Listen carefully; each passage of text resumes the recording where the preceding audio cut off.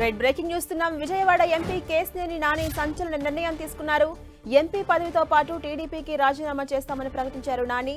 ఈ మేరకు సోషల్ మీడియాలో తమ నిర్ణయాన్ని ప్రకటించారు.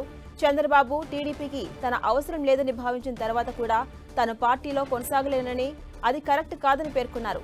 త్వరలోనే ఢిల్లీ వెళ్లి లోక్సభ స్పీకర్ను కలిసి ఎంపీ పదవికి రాజీనామా చేస్తామన్నారు.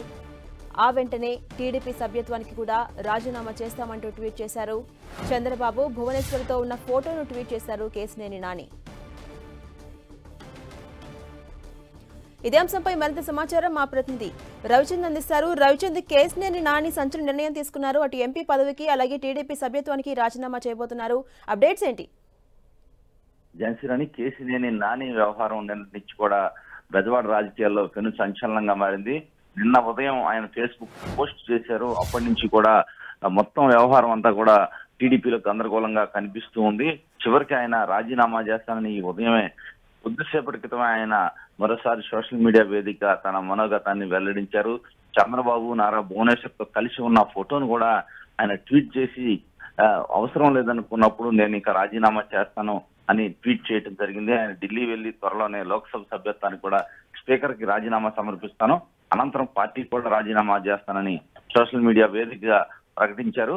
నిన్నటి నుంచి ఆయన చెప్తూ ఉన్నారు. కానీ ఇంత త్వరగా ఇటువంటి డెసిషన్ తీసుకుంటారని ఎవరు అనుకోలేదు. ఇంకా కొంత సమయం తీసుకున్న తర్వాత ఈ నిర్ణయం తీసుకుంటారనుకున్నప్పటికీ కూడా ఆయన ఈ రోజే రాజీనామా చేస్తానని ప్రకటించారు.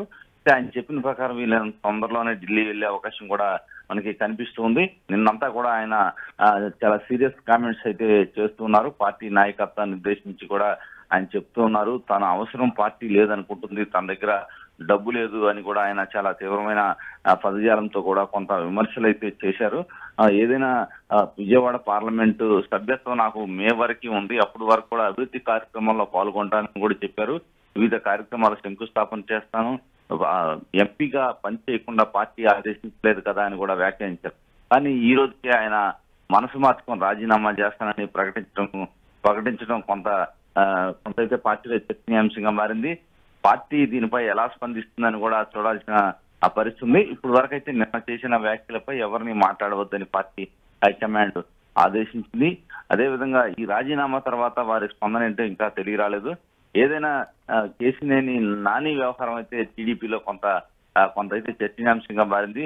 రేపు తిరువూరులో బహిరంగ సభ ఏర్పాటు చేశారు చంద్రబాబు.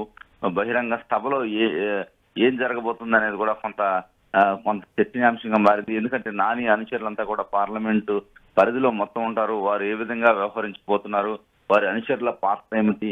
ఎందుకంటే ప్రతి నియోజకవర్గంలో కూడా నాని అనుచరగణం ఉంది. ఆ పార్లమెంట్ లో 2 సార్లు కేశినేని నాని ప్రాతినిధ్యం వహించారు. అయితే ఆయన అనుకరుగున వారు గట్టి అనుచర వర్గం ఉంది. చాలా మంది వారిలో సీట్లు ఆశించే వారు ఉన్నారు, ఇన్ఛార్జి స్థాయి నేతలు కూడా ఉన్నారు. వారంతా నాని వెంట నడుస్తారా, ఏం చేయబోతున్నారు అనేది కూడా కొంత చూడాల్సి ఉంది. ఏదైనా నాని వ్యవహారం అయితే పార్టీ అధిష్టాన వర్గం మాత్రం కొంత అయితే కఠినంగానే వ్యవహరించిందని చెప్పుకోవాలి. ఏదైతే తిరువూరు సభకి దూరంగా ఉండమని నానికి చెప్పడం, నానికైతే పార్టీ అధిష్టాన వర్గం మాత్రం ఈసారి చిన్నికే బాధ్యతలు అప్పగించాలనే ఆలోచనలో ఉన్నట్టు కూడా కనిపిస్తుంది. మొత్తం కూడా ఈసారి 2024 అభ్యర్థి చిన్ని అనే విధంగా వారి వ్యవహార శైలి అయితే కనిపిస్తూ ఉంది. ఝాన్సీరాణి, అలాగే రవిచంద్, కేశినేని నాని భవిష్యత్తు కార్యాచరణ ఎలా ఉండబోతోంది? అంటే ఆయన పార్టీ మారే అవకాశం ఉందా? అంటే ప్రస్తుతానికి ఆయన నిన్న ఆఫ్ ది రికార్డులో కావచ్చు, కొంత రికార్డులో చెప్పిన మాటల ప్రకారం 2024లో నేను పార్లమెంట్ కి మరోసారి వెళ్తాను, ఇండిపెండెంట్ గా కూడా గెలిచే శక్తి సామర్థ్యాలు తనకు ఉన్నాయని చెప్తున్నారు. నేపథ్యంలో ఆయన రాజకీయ భవిష్యత్తు కోసం ఒక నిర్ణయం తీసుకునే అవకాశం అయితే కనిపిస్తుంది.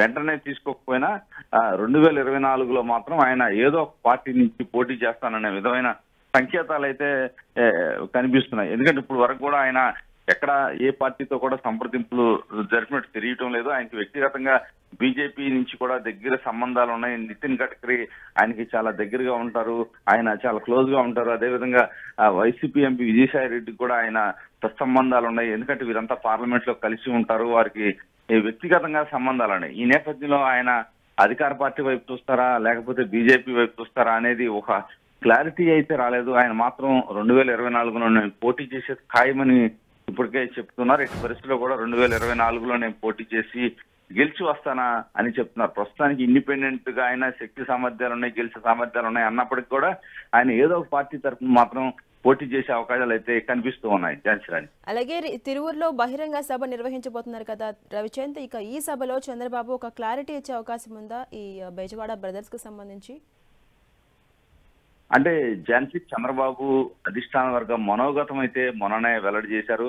అది మీడియా ద్వారా కావచ్చు, సమాజం టీడీపీ కేడర్ మొత్తానికి కూడా వచ్చే ఎన్నికల్లో చిన్ని అని డైరెక్ట్ గా చంద్రబాబు చెప్పకపోవచ్చు, కానీ తన చర్యల ద్వారా చిన్నినే అభ్యర్థి అనే విషయాన్ని స్పష్టం చేసినట్టయింది అధిష్టాన వర్గం. ఇప్పటికే చిన్ని, ఎందుకంటే తిరువూరు బహిరంగ సభకు ఇన్ఛార్జిగా ఆయన ప్రకటించారు కాబట్టి ఇక దాదాపుగా ఈ సమయంలో, ఎందుకంటే కీలకమైన ఎంపీ స్థానంలో ఉన్న వ్యక్తిని పక్కన పెట్టి చిన్నికి బహిరంగ సభ బాధ్యతలు అప్పగించారంటేనే అతను అభ్యర్థిగా డిసైడ్ చేసినట్టు మనం భావించాలి.